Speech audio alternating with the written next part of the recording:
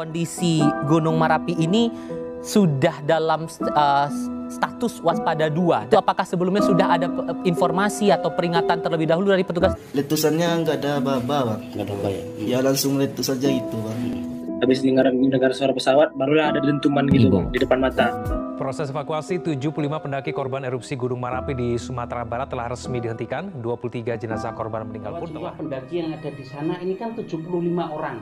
Apakah benar kira-kira jumlah itu? Rasanya mungkin lebih banyak dari 75, Bang. Assalamualaikum warahmatullahi wabarakatuh, teman-teman, bertemu kembali dengan Kang Z. Di video kali ini masih dari Gunung Merapi, Sumatera Barat, bahwa proses evakuasi korban erupsi telah resmi dihentikan. 23 korban dari 75 pendaki ini telah diserahkan kepada pihak keluarganya. Jika di video pertama saya ada 2 kisah korban selamat, salah satunya adalah Fadli yang pada hari Senin yang lalu ini masih dirawat di rumah sakit. Kita doakan semoga teman-teman kita yang menjadi korban yang saat ini masih dirawat di rumah sakit segera diberikan kesembuhan. Amin amin ya robbal alamin. Video kedua adalah cerita orang tua dari salah satu korban yang meninggal. Buat teman-teman yang penasaran ceritanya, silahkan ditonton setelah video ini. Dari awal Gunung Merapi ini erupsi, hampir semua media memberitakan bahwa jumlah pendaki yang saat itu melakukan pendakian berjumlah 75 orang. Namun benarkah hanya 75? Inilah pertanyaan yang selama ini tidak terbesit di dalam pikiran kita. Karena seperti yang kita ketahui, untuk melakukan pendakian agar kita sampai di puncak Merpati di Gunung Merapi sana, ini ada 3 jalur resmi. Yang pertama adalah jalur Tungku Tigo. Jalur ini yang biasa dikenal dengan nama jalur selatan. Selanjutnya ada jalur Ayaange serta jalur Batu Palano. Jalur yang terakhir inilah yang paling diminati oleh para pendaki. Dan untuk lebih jelasnya, sebenarnya ada berapa banyak sih pendaki yang ada di Gunung Merapi sana pada saat erupsi? Di sini kita sudah ada Mas Hasiholan Mare-Mare atau yang biasa disapa dengan Mas BB. Halo Mas BB, selamat siang. Ya, selamat siang, Bang. Mas BB mungkin bisa menceritakan pada saat erupsi yang terjadi pada hari Minggu jam 14.54 itu posisinya Mas BB ada di sebelah mana itu? Jadi kalau pas letusan itu terjadi, kami itu udah perjalanan dari pintu angin ke arah Paninjauan, Bang. Itu posisinya masih di bawah atau sudah di puncak? Itu di bawah Cadas, tempat ngecamp. Itu udah arah jalan pulang, tapi itu masih dekat sama puncaknya, Bang.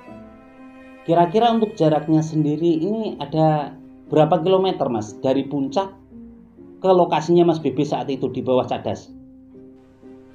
Kalau berapa kilometernya mungkin sekitar 1 kilo lebih gitulah, Bang. Oke, mungkin Mas BB bisa menceritakan kondisinya seperti apa sih pada saat erupsi di puncak sana itu? Kebetulan kan kalau saya di rombongan itu ada bersepuluh, Bang, dari mahasiswa Cinta Alam Mapala Batara Fakultas Hukum Universitas Riau. Nah, kami dari bersepuluh ini terpisah ke 3 kelompok kecil waktu perjalanan turun. Kebetulan saya dengan 2 lagi adik saya di depan, kami paling depan. Nah, jadi pas erupsi itu terjadi, tiba-tiba kami mendengar kayak pas lagi jalan asik ada suara kayak suara petir. Nah, pada saat suara petir ini, adik-adik saya langsung bilang, "Bang, ada petir." Lalu yang satu lagi nyahut kayak suara helikopter karena angin tiba-tiba kencang kan, Bang. Nah, itu tapi saya terdiam karena saya merasa itu bukan suara petir. Lalu saya dengarkan lagi suaranya itu sangat sakit di telinga. Lalu akhirnya saya bilang sama adik-adik saya, "Ini erupsi bukan suara petir, ayo lari cepat," gitu. Nah, setelah itu agak kami berlari nggak sampai 1 menit, tiba-tiba suaranya kayak suara meledak. Gede banget suaranya. Setelah suara meledak itu tiba-tiba hujan batunya gede-gede banget. Bagaimana Mas BB bisa menyelamatkan diri dengan kondisi yang seperti itu? Di saya bertiga yang paling depan ini, adik-adik saya sempat kepikiran dengan rombongan kami yang di belakang. Mereka ingin mengatakan kita berhenti, kita tunggu yang lain. Namun saya bilang, nggak boleh gitu. Kita harus selamatkan diri dulu, baru kita bisa menyelamatkan mereka. Jadi kami itu langsung berlari. Kami tidak ada berlindung kalau untuk yang kami bertiga di depan. Tapi dengan setelah kami berlari sampai di arah peninjauan itu ada warung, jadi kami di warung itu untuk berlindung dari batu bang, menunggu rombongan yang lain. Namun rombongan yang lain itu setelah kami berjumpa mereka bilang kalau mereka itu kan masih agak lebih di atas lagi, jadi batunya itu banyak yang jatuh-jatuh gitu. Mereka sempat berlindung dulu di pohon sampai agak reda. Ada yang terluka tidak di antara Mas Bebe sama teman-teman yang saat itu di situ? Ada bang, kalau di yang aku bertiga di depan, saya sendiri tidak ada kena batu, tapi adik saya yang berdua itu ada kena batu. Salah satunya ada yang kena di pinggang seukuran kepalan tangan, lalu satu di kepala mungkin kecil, tapi untung dia pakai topi. Yang kena di pinggang itu agak biram, terus yang di rombongan belakang juga ada yang kena badan dan ada yang kena keril aja. Terus itu waktu perjalanan turun itu karena kami memang berlari-lari untuk turunnya biar segera secepat mungkin turun. Salah satu adik saya itu ada kakinya yang keseleo. Oh begitu ya. Kemudian menurut informasi bahwa pada saat erupsi itu katanya suasana di sana ini menjadi panas. Kemudian batu-batu ini juga panas. Kalau itu nggak tahu lah ya bang. Soalnya kalau di kami memang tiba-tiba itu jadi kabut. Jadi cuacanya memang jadinya terasa dingin kalau di kami. Tapi batunya mungkin memang batu panas. Soalnya batunya berbeda kayak batu yang dari dalam kawah. Bukan batu-batu besar yang di sekitar kawahnya. Oke, kemudian untuk rombongan Mas Bebe sendiri, ini menyelamatkan diri, turun ke bawah sampai di pos, atau memang di jalan ini ketemu tim penyelamat, tim SAR mungkin?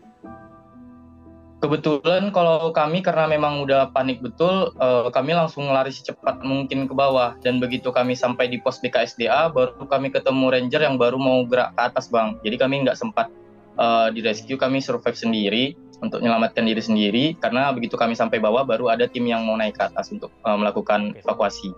Oke, berarti artinya ini sebenarnya Mas Bebe sama rombongan ini sudah sampai puncak Merpati, kemudian ya, jalan betul turun. bang. Jadi di hari Minggu jam 6 kami summit, lalu turun ke tenda kami sekitar jam 10, sekitar jam 2 lebih kami turun ke bawah. Jadi tidak sampai sejam setelah kami turun dari area camp, letusannya terjadi. Oke, jadi gini, Mas Bebe, menurut informasi berita-berita yang ada di media sosial, ini kan memberitakan bahwa jumlah pendaki yang ada di sana ini kan 75 orang. Menurut pengamatan Mas Bebe sendiri, apakah benar kira-kira jumlah itu? Kalau saya nggak salah sih, rasanya mungkin lebih banyak dari 75 bang. Karena yang pagi hari kami mau ke puncak saja itu kami bertemu dengan banyak banget orang di atas.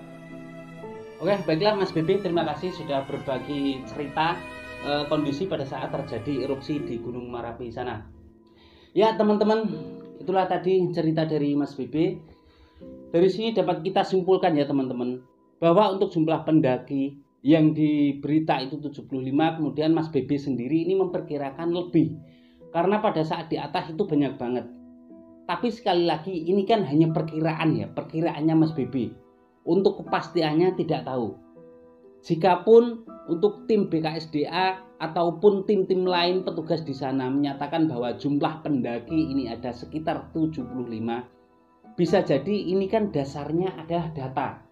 Mungkin nama-nama yang tertulis di pos pendakian ini memang 75.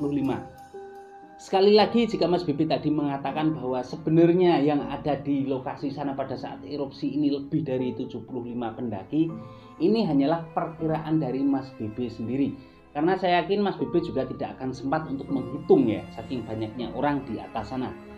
Ya itulah tadi teman-teman informasi dari teman kita Mas Bebe. Akhir kata, karena memang evakuasi korban erupsi di Gunung Merapi sana ini sudah ditutup, kita ucapkan terima kasih kepada para petugas tim SAR, siapapun yang sudah andil dalam bencana tersebut, sepantasnya kita apresiasi. Yang terpenting pelajaran dari bencana yang terjadi di Gunung Merapi sana adalah sepantasnya kita sebagai pendaki ini tahu betul situasi gunung yang akan kita tuju. Kemudian selanjutnya untuk para petugas yang ada di gunung tersebut juga benar-benar berhati-hati. Jangan lupa memberikan informasi meskipun di waktu terakhir ini terlihat baik-baik saja, tidak ada tanda-tanda bahwa gunung tersebut akan erupsi. Masukan dari saya ke depannya, jika memang nanti suatu saat Gunung Merapi ini dibuka lagi untuk para pendaki, Setidaknya untuk petugas yang ada di base camp ini memberikan sosialisasi, ditambah lagi ada petugas yang ada di atas sana, setidaknya di batas radius. Ini untuk mengingatkan para pendaki yang ingin nekat ke puncak Merpati. Ya, terima kasih teman-teman. Cukup sekian informasi dari Kang Z. Wassalamualaikum warahmatullahi wabarakatuh.